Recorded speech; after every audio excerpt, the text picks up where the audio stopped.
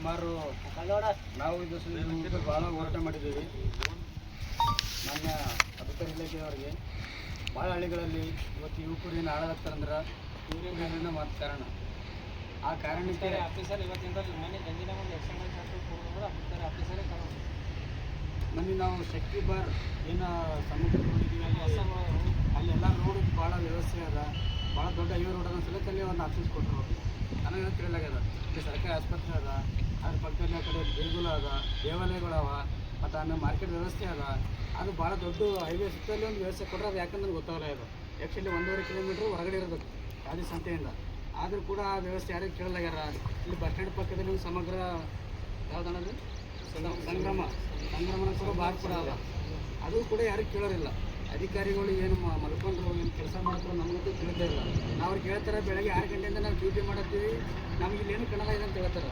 ಈಗ ನಾವು ಕರೆದು ತೋರಿಸ್ತಂತಂದ್ರೆ ಭೀ ಅವ್ರ ಹತ್ರ ನಮ್ಮ ಆಫೀಸ್ಗೆ ಬರ್ತಿಲ್ಲತ್ತಾರ. ಅದಕ್ಕಾಗಿ ನಮ್ಮ ಯುವಕರು ಇವತ್ತೆಲ್ಲ ಹಾಳಾಗ ಕಾರಣ ಮಾತ್ರ ಒಂದು ದಾರು. ಇದೇನಾದರೂ ದೇಸಿ ದಾರು ಆಗಿರ್ಬೋದು, ಯಾವುದೇ ಆಗಿರ್ಬೋದು. ಹಳ್ಳಿ ಗಿಡಗಳಲ್ಲಿ ಸಿಂಧಿ ಅತಿ ಹೆಚ್ಚಾಗಿ ಕುಡಿಯತ್ತಾರ ಯುವಕರು. ಅದು ಪರ್ಮಿಷನ್ ಯಾಕೆ ಕೊಡ್ಲತ್ತಾರ, ನೀವು ಕೊಡ್ತಿಲ್ಲ ಅಂದ್ರೆ ಮತ್ತು ಅವ್ರು ಹೆಂಗೆ ಮಾಡ್ಲತ್ತಾರ, ಅವ್ರಿಗೇನು ಭಯ ಭಕ್ತಿ ಸಮಿತಿ ನಡೆಯೋದಕ್ಕೆ ಯಾರು ಹೇಳಿರಲ್ವಾ ಅದು ನನಗೆ ತಿಳಿತಿಲ್ಲ ಬಂಧುಗಳೇ.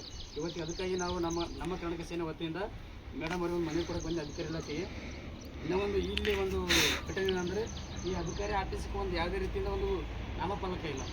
ನಾವು ನಾಮಫಲಕ ಸಲಕ್ಕೆಲ್ಲ ಚೀಫ್ ಆಫೀಸರ್ ಅವರಿಗೆಲ್ಲ ನಾವು ಕೊಡ್ತೇವೆ ಲೆಟ್ರು. ಇಲ್ಲಿ ನನ್ನ ದೊಡ್ಡ ಅಧಿಕಾರಿ ನಾಮಫಲಕ ಇಲ್ಲ ಅಧಿಕಾರಿಗಳಿಗೆ. ನಾವು ಇದನ್ನು ಏನು ಮಾಹಿತಿ ಕೊಡ್ತಾರೋ ನನಗಂತೂ ತಿಳಿತಾ ಇಲ್ಲ.